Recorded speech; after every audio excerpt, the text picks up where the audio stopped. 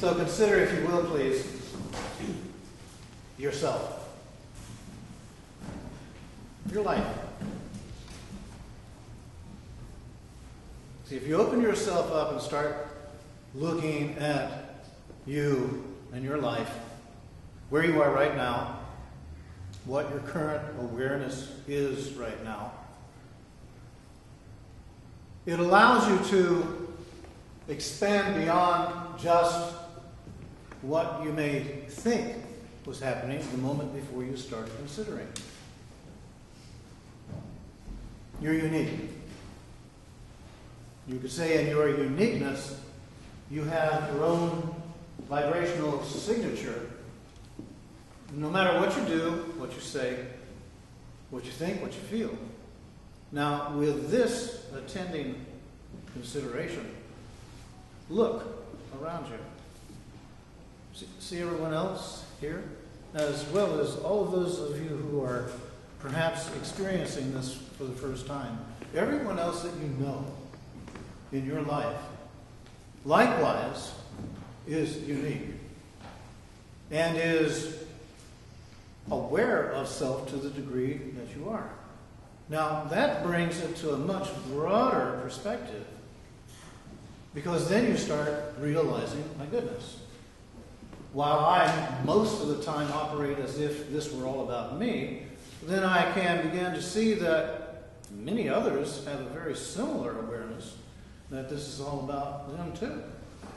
Well, if this is the case, and it is, then all of the me's who are seeing life as relating to me and me relating to life, this then can spread to the billions of us who are presently incarnated right now.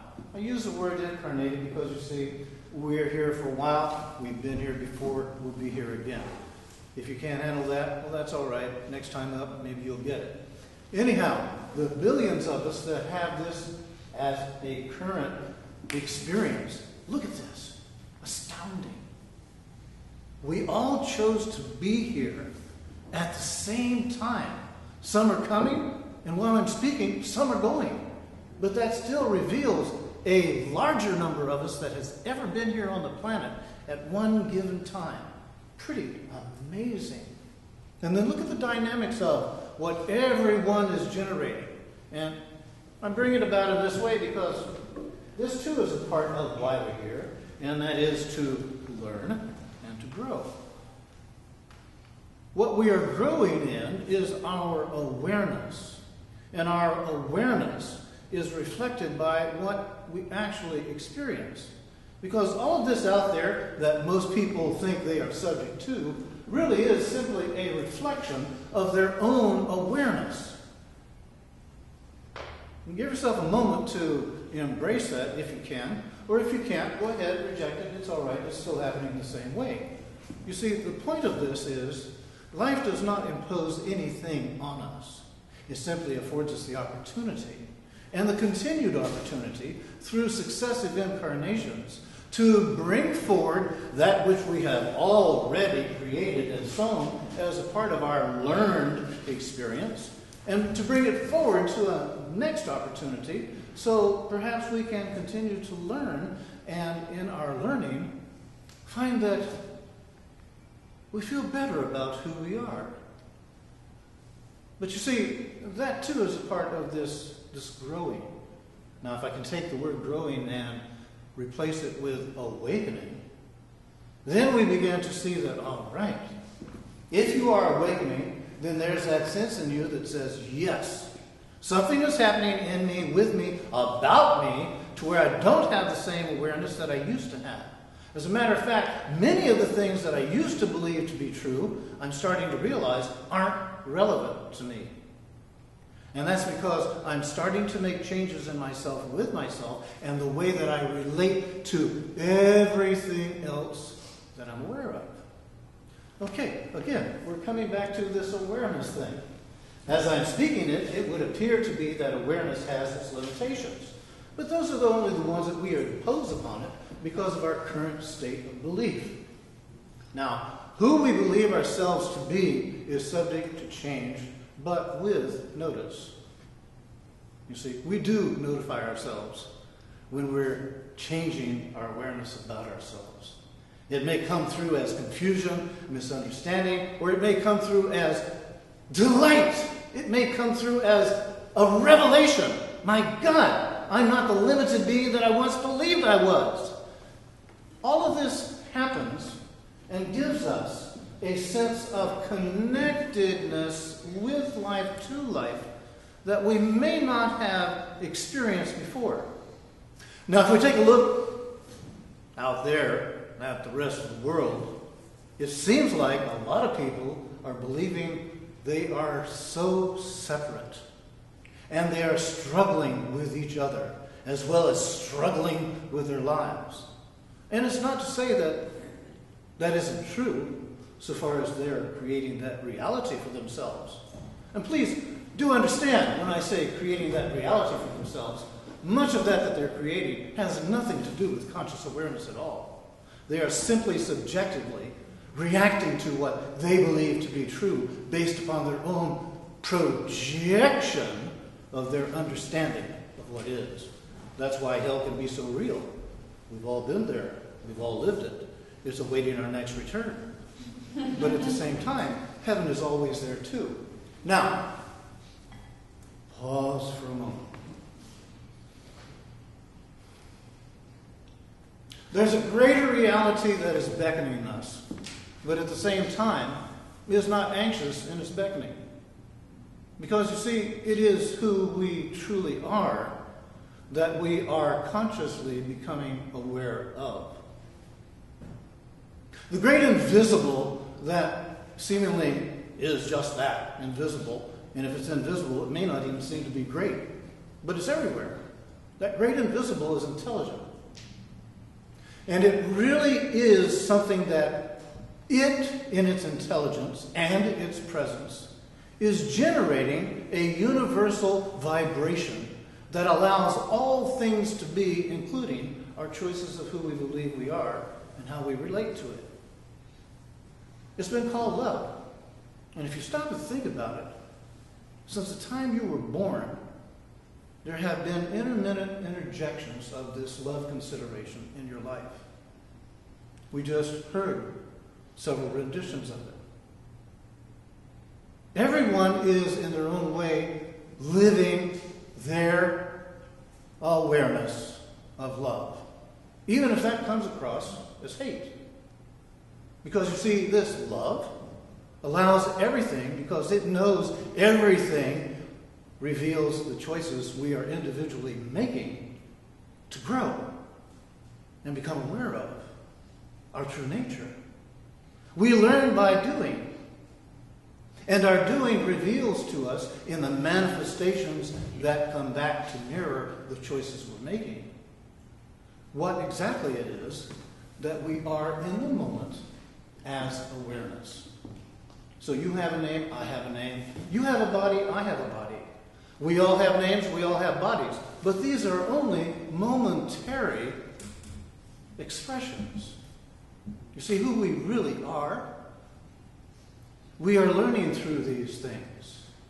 We're learning through who we see ourselves to be, and we're learning through our relationships to each other as well as to everything else, while the everything else could be summed up as the one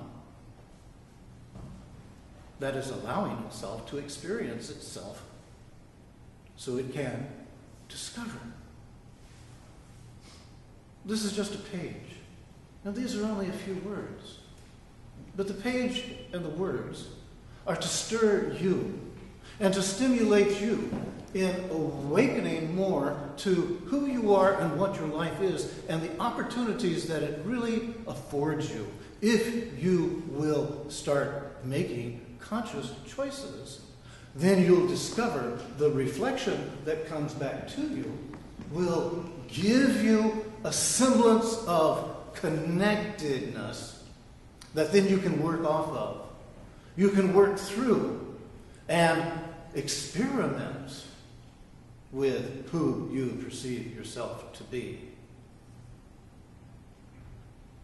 Now, what I'm speaking here is something that is really so fundamental And where we are, humanity, in our progression, so elementary. But it is also so profoundly liberating when you make the choice to live love. Because you see, living love is an ever-expanding experience. We may say we love, and therefore we conclude that that's all we need to do. Whereas in reality, there's nothing at all wrong with that. But it is to say that there's more there to love than your current, my current, our current experience in living love. So if we go on with this, we're going to find that internal changes occur. And when we internally change, we begin to express those internal changes that then radiate as an energy out from us and affect that invisible, that then cause it to manifest the changes that we are perceiving, to show us this is who you believe yourself to be right now.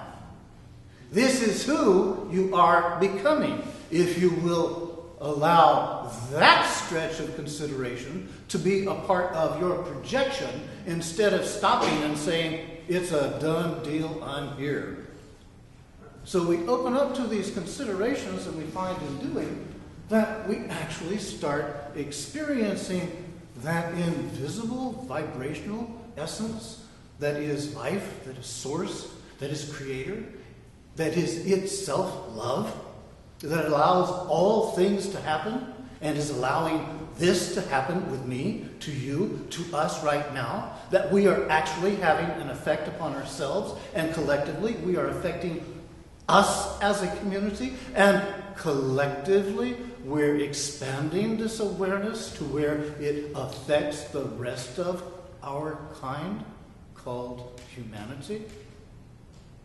You might say that it's timely that it's happening because of all of the other denser vibrations and expressions of love that seem to be absorbing humanity's attention and consequently their choice of actions. It is as it is. And this is in no wise to say that this expression is an absolute containment of all that's going on. It's just turning the page and seeing what's there now and the possibilities of what will come up as we continue to choose living it. All of you might say this is a page out of your own book. Because you see, all of you aren't masters who are awakening in your mastery and realizing it really isn't about conquering the world. It's really about getting clear in yourself to where you like being you enough to continue in the exploration of your becoming. This message will go out as it is going out. And it will continue to go out as people begin to take it in and allow themselves to live it. So allow this awareness to be something that you actually feel the expansion of it taking place. Because as you move out there, you're going to encounter others who are with their karmic situations and their learning opportunities doing the same thing, just with a maybe different set of vibrational considerations of their likes, their dislikes, their beliefs, their knowingness, their vulnerability, and most of all, they're choosing to live love. Because you see, that's who we really are. Got it? Got it. Thank you.